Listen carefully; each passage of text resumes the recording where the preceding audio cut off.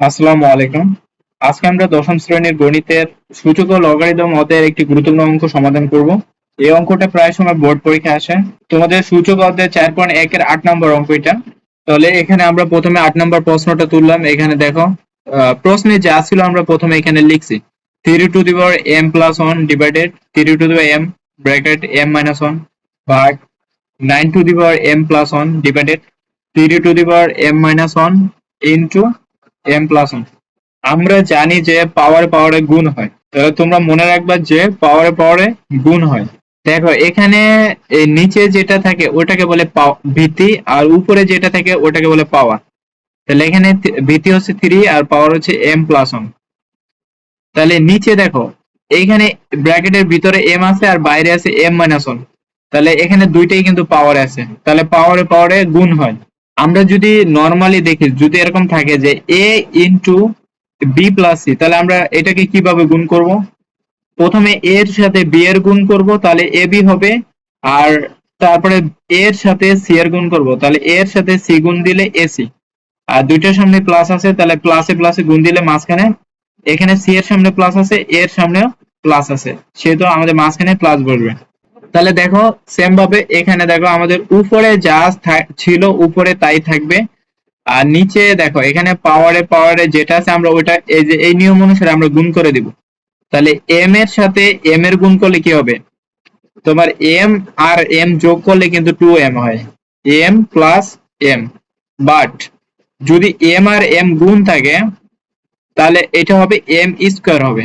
ওকে, কারণ এখানে উভয়ের পাওয়ারে আছে অন, এখানে উভয় দুইটার পাওয়ারে আছে on, R VT VT same থাকলে পাওয়ার গুলোকে যোগ করতে হয়, তাহলে এক আর এক যোগ করলে 2 হবে। তাহলে এখানে এম আছে আর ব্র্যাকেটের বাইরে এম আছে, তাহলে এম এর সাথে এম এর গুণ করলে এখানে এম স্কোয়ার হবে। তারপর দেখো এখানে এম আছে আর এখানে অন আছে, তাহলে একবার এম এর সাথে এম গুণ করব, আরেকবার এম এর সাথে অন গুণ করব, মাইনাস অন গুণ করব। তাহলে এম এর সাথে মাইনাস গুণ করলে কি হবে? মাইনাস এম হবে। কারণ গুণের ক্ষেত্রে আগে চিহ্নটাকে গুণ করবে। এখানে প্রথম এম এর সামনে প্লাস আছে, অন এর সামনে মাইনাস আছে, তাহলে প্লাসে মাইনাসে গুণ করলে এখানে মাঝখানে মাইনাস হবে। আর এম এর সাথে অন গুণ করলে এম ই হবে। এখানে ভাগ চিহ্ন আছে, এখানে ভাগ চিহ্ন বসাবো। তাহলে এখানে দেখো এখানে 9 আছে আর উপরে m প্লাস 1 আছে, নিচে 3 আছে। আবার উপরে পাওয়ারে দেখো কি আছে, m মাইনাস 1 আছে আর m প্লাস 1 আছে। এটাকে আমরা a plus B, a minus B into a plus B এর সাথে কল্পনা করতে পারো। এখানে m টাকে a ধরো আর 1 টাকে যদি b ধরো, তাহলে কি দাঁড়ায়? a মাইনাস বি গুণন পাওয়ারে a প্লাস বি। তাহলে আমরা একটা সূত্র জানি না, a স্কোয়ার মাইনাস বি স্কোয়ারের সূত্র, a plus B into a minus B. আর এখানে যে তোমার 9 আছে, আমরা 9 এর পরিবর্তে 3 স্কোয়ার লিখতে পারি না? 3 স্কোয়ার যেই কথা, 9 সেই একই কথা। তাহলে আমরা এই 9 এর পরিবর্তে আমরা এখানে কি লিখবো? 3 স্কোয়ার লিখবো। আর এখানে দেখো M A minus B into A plus B, তাহলে A minus B into A plus B এর পরিবর্তে কি লিখতে পারি আমরা? A square minus B square. এখানে এ বলতে এম আর বি বলতে অন, তাহলে A square minus B square লিখতে পারি। তাহলে A plus B into A minus B এর সূত্র কি? A square minus B square, সেটা আমরা এখানে বসালাম।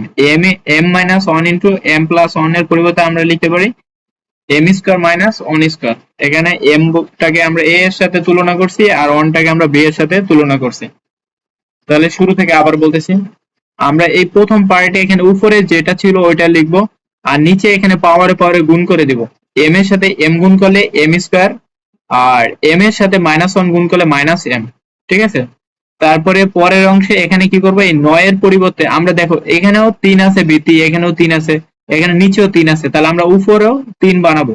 তাহলে 9টাকে আমরা ভিত্তি 3 কিভাবে বানাতে পারি? 3 স্কোয়ার লিখতে পারি। তারপরে উপরে ব্র্যাকেট দিয়ে যেটা ছিল ওটা লিখে দিব, শুধু 9 এর পরিবর্তে 9 এর জায়গায় আমরা ব্র্যাকেট দিয়ে 3 স্কোয়ার লিখছি। ওকে, পরের লাইনে আসো।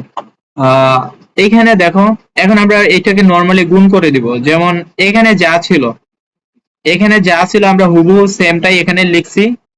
তারপরে আমরা ডান পাশে দেখবো এখানে যে 2 আছে, সেম ভাবে এই যে এখানে পাওয়ারে পাওয়ারে গুণ হয় না, এখানে তো পাওয়ারে পাওয়ার আছে। তাহলে এখানে পাওয়ারে ব্র্যাকেটের ভিতরে 2 আছে আর এখানে m প্লাস 1 আছে, তাহলে দুইটাই পাওয়ার আছে, তাহলে পাওয়ারে পাওয়ারে গুণ। তাহলে 2 এর সাথে m গুণ করলে কি হবে? 2m হবে। আর 2 এর সাথে 1 গুণ করলে কি হবে? 2 হবে। আর নিচে দেখো এই যে m স্কোয়ার m স্কোয়ার, আর অন কে স্কোয়ার করলে অনই হবে, এটা লিখলাম। ওকে, তাহলে তোমার তৃতীয় নম্বর লাইনে প্রথম অংশটা সেম থাকবে, পরের অংশটা জাস্ট এই 2 ছিল, 2 পাওয়ারে 2 দিয়ে এই m প্লাস 1 এর সাথে গুণ হয়ে যাবে। এই যে এই নিয়ম অনুযায়ী a এর সাথে b এর গুণ হবে, আবার a এর সাথে c এর গুণ হবে, তাহলে ab প্লাস ac এভাবে। তাহলে 2 এর সাথে একবার m গুণ হবে 2m, আর 2 এর সাথে আবার 1 গুণ হবে 2। কেউ আবার ভুলে 2 এর সাথে m গুণ করে এভাবে লিখো না যে 2 ইন্টু m, কিন্তু 2m হবে। কেউ আবার ভুলবশত m স্কোয়ার লিখো না, তাহলে কিন্তু ভুল হয়ে যাবে। তাহলে 2 এর সাথে m গুণ করলে m স্কোয়ার হবে না, 2m হবে। ঠিক আছে, তাহলে আমরা পরের লাইনে আসি। এখন এই জন্য আমাদের আরেকটা সূত্র জানতে হবে। এই যে দেখো, এখানে ভাগ চিহ্ন আছে, আর উপরে আছে a, ভিত্তি a আছে, পাওয়ারে m আছে, আর নিচে ভিত্তি a আছে, উপরে পাওয়ারে n আছে। তাহলে আমরা সূচকের সূত্র জানি যে ভিত্তি ভিত্তি সেম যদি মাঝখানে ভাগ থাকে, পাওয়ার গুলোকে বিয়োগ করতে হয়। আর যদি ভিত্তি ভিত্তি সেম থাকে, মাঝখানে গুণ থাকে, তাহলে পাওয়ার গুলোকে যোগ করতে হয়। তাহলে এখানে উপরে বৃত্ত এ, নিচের বৃত্ত এ, তাহলে পরে আমরা দুইটা বৃত্তি থেকে একটা বৃত্তি কমন নিব। এখানে দুইটা এ ছিল, আমরা একটা নিব, আর উপরে পাওয়ার গুলোকে বিয়োগ করে দিব। তাহলে প্রথমে উপরে পাওয়ারটা লিখবো এখানে, তারপরে নিচের পাওয়ারটাকে বিয়োগ করে দিব। ওকে, আমরা এই সূত্রটা আমরা এই অংশে এবং এই অংশে বসাবো। এখন এই দুইটা অংশে এই সূত্রটা আমরা বসাবো। তাহলে দেখো, এখানেও বৃত্তি 3 আছে, এখানেও বৃত্তি 3 আছে। তাহলে আমরা কি করব, এই নিয়ম অনুসারে বৃত্তি বৃত্তি সেম থাকলে আমরা একটা বৃত্তি নিব, আর মাঝখানে যেহেতু এই যে ভাগ আছে, ভাগ থাকলে পাওয়ার গুলো কি হবে, বিয়োগ হয়ে যাবে। তাহলে উপরে যে পাওয়ারটা আছে ওটা প্রথমে লিখবো হুবহু, যেখানে এখানে m প্লাস 1 আছে, আমরা প্রথমে m প্লাস 1টা লিখবো। এখন নিচের যে বৃত্তির যে পাওয়ারটা আছে ওটাকে বিয়োগ করে দিব। তাহলে বিয়োগের ক্ষেত্রে এখানে একটা কথা মনে রাখবা যে চিহ্নগুলোকে পাল্টাই দিবা, ঠিক আছে। এই নিচের পাওয়ারে যা থাকবে ওইটার চিহ্নগুলো চেঞ্জ করে দিবা। যেমন m স্কোয়ারের সামনে কি আছে, স্কোয়ার আছে না, তাহলে এইটার সামনে যদি মাইনাস গুণ করে দাও, তাহলে মাইনাস m স্কোয়ার হবে। আবার এইখানে মাইনাস m আছে না, এই মাইনাসের সাথে যদি আরেকটা মাইনাস গুণ করো, তাহলে প্লাস হয়ে যাবে। তাহলে আমরা কি করব, প্লাস থাকলে মাইনাস লিখবো, আর মাইনাস থাকলে প্লাস করে দিব বিয়োগের ক্ষেত্রে। ওকে, সেম কাজ আমরা এখানেও একইভাবে করব। এখানেও বৃত্তি 3, এখানেও বৃত্তি 3। তাহলে একটা 3 আমরা কমন নিব, নেওয়ার পরে উপরে দেখো, উপরে যা ছিল এখানে 2m প্লাস 2 আছে, এই 2m প্লাস 2টাই লিখবা হুবহু। তারপর নিচে যে পাওয়ার, বৃত্তির যে পাওয়ারটা আছে ওটাকে বিয়োগ করে দিবা। বিয়োগ করে দিলে জাস্ট চিহ্নগুলোকে চেঞ্জ করে দিলে হবে। তাহলে এখানে m স্কোয়ারের সামনে প্লাস ছিল, তাহলে এটা হবে মাইনাস, আর 1 এর সামনে ছিল কি, মাইনাস ছিল, এটা হয়ে যাবে প্লাস। এতটুকুই। তাহলে আমরা কি করছি যে বৃত্তি বৃত্তি যদি সেম থাকে, পাওয়ার গুলোকে বিয়োগ করে দিব, আর বিয়োগের ক্ষেত্রে নিচের যে পাওয়ারটা থাকবে ওইটার সবগুলোর পদের চিহ্নগুলো পরিবর্তন করে দিব। তারপরের লাইনে আসি। এখন দেখো, এখানে আবার ভাগ আছে, তাহলে ভাগ দুই ভাবে থাকতে পারে, এভাবেও থাকতে পারে, আবার এই চিহ্ন দিয়েও থাকতে পারে। একই কাজ, একই ভাবে করবা। তাহলে দেখো তো, এখানে ধরো একটা m আছে, আর এইখানে একটা m আছে, আমরা চাইলে এটাকে একটু শর্ট করে লিখতে পারি না, 2m লিখতে পারি না, একটা m আর একটা m, দুইটা m। আর এখানে প্লাস 1 ছিল, প্লাস 1 লিখছি, আর এখানে মাইনাস m স্কোয়ার ছিল, মাইনাস m স্কোয়ার লিখছি। এখন দেখো, এইটার ভিত্তি 3, আবার এইটার ভিত্তি, এই পাশের ভিত্তিও 3, আর মাঝখানে কি চিহ্ন আছে, ভাগ চিহ্ন আছে। তাহলে যদি ভিত্তি ভিত্তি সেম এবং মাঝখানে যদি ভাগ থাকে, তাহলে আমরা কি করব, পাওয়ার গুলোকে বিয়োগ করতে হবে। তাহলে আমরা এই যে শুরুতে এখানে যে পাওয়ারটা ছিল এইটা হুবহু লিখবা, কোনো পরিবর্তন করবা না। এই যে যতটুকু ছিল এতটুকু আমরা হুবহু লিখছি, বাট এখানে একটু যোগ করছে, যে যেমন একটা m আর একটা m, চাই একটু ছোট করে লিখলাম 2m। আর পরবর্তী ভিত্তির যে পাওয়ার গুলো আছে সবগুলো চিহ্নটাকে পরিবর্তন করে দিবা। যেমন এখানে m এর 2m এর সামনে প্লাস ছিল, এখানে হয়ে গেছে মাইনাস। এখানে 2 এর সামনে ছিল প্লাস, হয়ে গেছে মাইনাস। তারপর এখানে m স্কোয়ার সামনে ছিল মাইনাস, হয়ে গেছে প্লাস। তারপর 1 এর সামনে ছিল মাইনাস, প্লাস হয়ে গেছে মাইনাস। ওকে, তারপর দেখো, এখন আমরা যোগ বিয়োগ করব।